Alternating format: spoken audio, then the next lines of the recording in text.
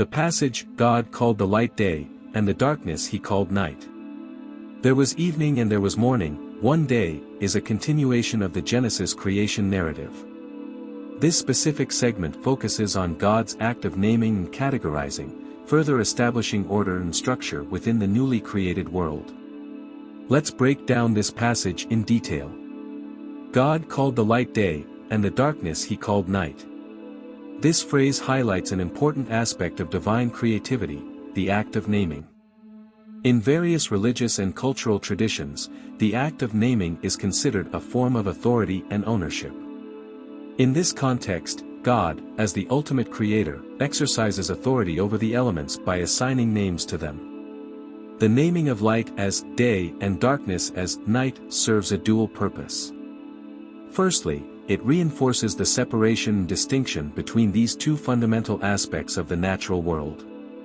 Secondly, it establishes a framework for understanding and organizing time, a theme that will be further developed in the subsequent days of creation. The dichotomy of day and night, light and darkness, becomes a recurring motif in the Bible, representing not only the physical phenomena of day and night but also broader symbolic concepts such as knowledge and ignorance, good and evil, and the divine presence and absence. There was evening and there was morning, one day. This closing statement introduces a structure of time, the concept of a day. The use of evening and morning signifies the completion of a cycle, emphasizing the cyclical nature of time within the framework of a day. It is noteworthy that, in the biblical context, a day is not defined by the modern 24-hour period but rather as a unit of time marked by evening and morning. The use of one day is interesting because it implies the beginning of a sequential ordering of time. The subsequent days of creation will follow a similar pattern, with each day marked by the creative acts of God.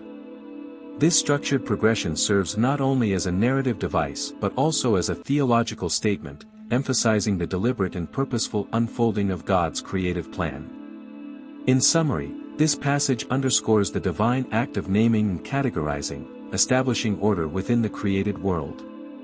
The introduction of day and night, along with the structuring of time into evening and morning, sets the stage for the subsequent days of creation. It reflects the theological concept of a purposeful and ordered creation, with God as the ultimate source of authority and design.